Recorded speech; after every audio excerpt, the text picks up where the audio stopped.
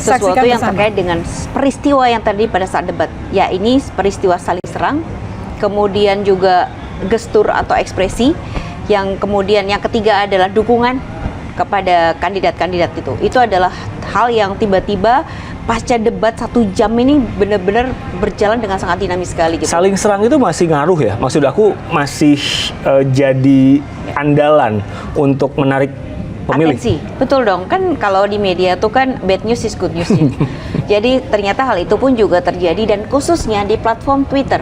Karena ketika dalam debat seperti ini biasanya netizen itu meresponsnya adalah melalui platformnya Twitter. Kenapa? Karena Twitter itu adalah salah satu bentuk penyaluran untuk mengekspresikan atau menyampaikan opini terhadap sebuah peristiwa yang sedang terjadi seperti debat.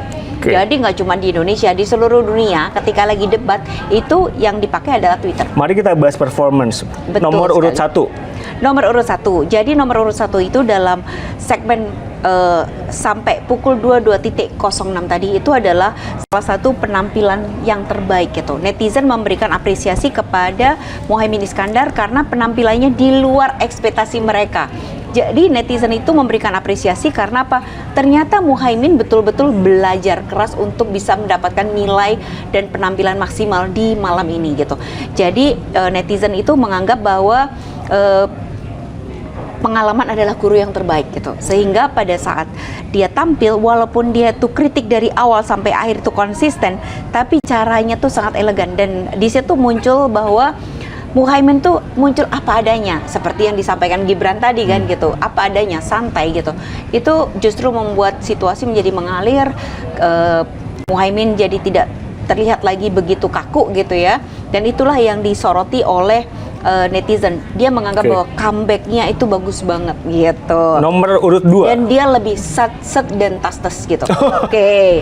Jadi dia lebih itu tas-tas. jargon nomor urut 2. 3 bukan ya? Tapi malah justru sama netizen dianggapnya seperti itu gitu. Dan kalau kita lihat di awal gitu ya, jadi secara konsistensi dari sentimen negatif positif itu dia hampir sama. Range-nya tuh terus konsisten gitu. Oke.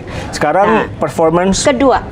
Jadi Jadi seperti ekspektasi di awal gitu, pasti Gibran akan tampil mempesona gitu. Dan itulah yang membuat pada segmen-segmen awal itu Gibran mendapatkan respon yang positif gitu ya. Walaupun dia sudah diselepet gitu di awal segmen, tapi dia cukup baik gitu. Dan seperti kemarin juga dia bisa menjawab semua pertanyaan dan disiplin waktu.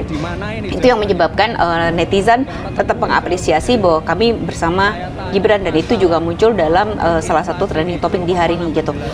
Dan tapi memang pada akhir-akhirnya itu netizen memberikan sorotan yang luar biasa. Jadi kenapa situasi pasca debat ini sangat besar sekali, dan kenapa ditujukan kepada Gibran? Karena kok Gibran jadi menyerang secara personal gitu.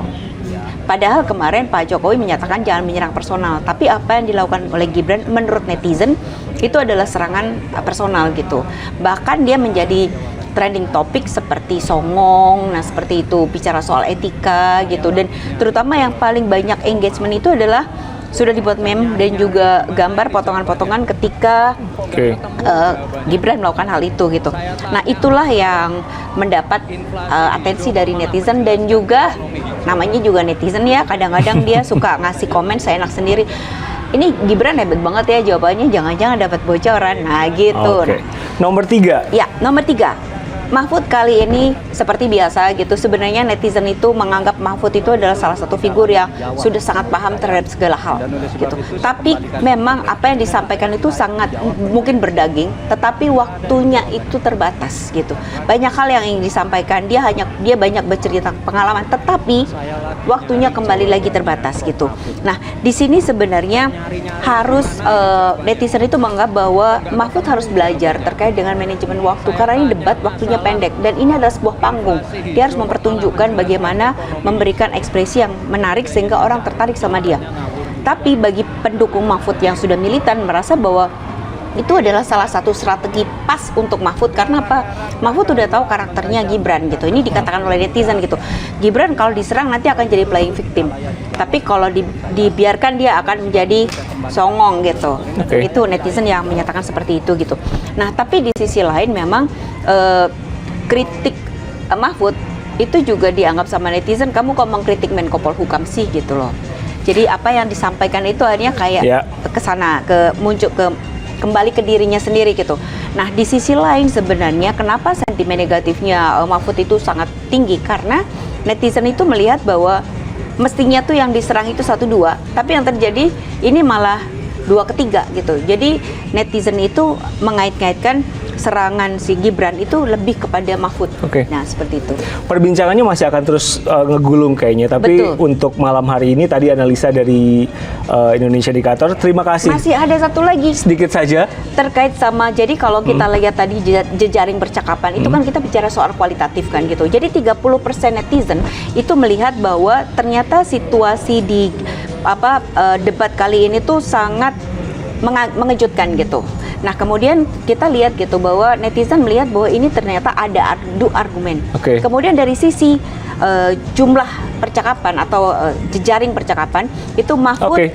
mendapatkan 24,65%, Gibran mendapatkan 14%, dan kemudian Caimin mendapatkan 28,8%. Apa makna dari ini semua? Bahwa ternyata walaupun Mahfud tadi secara jumlah kecil, tapi secara jumlah percakapan, secara kualitatif, Mahfud mendapatkan 1 poin di situ gitu. Seperti juga Baiklah. Caimin, dia paling besar dan poinnya paling besar, cukup besar juga. Sementara Gibran kebetulan dia mendapatkan pro dan kontra atas apa yang sudah dilakukan. Itulah situasi Oke, dinamis di masih ada media debat sosial. kelima nanti tanggal Iya. 4 Februari 2024. Mbak Tika, terima kasih. Selalu senang berbicara dengan Anda. Kita ketemu lagi di lain kesempatan dan debat kelima. Jangan lupa subscribe akun YouTube Liputan Indonesia TV. Saya Riko Anggara pamit. Terima kasih. Salam Indonesia TV.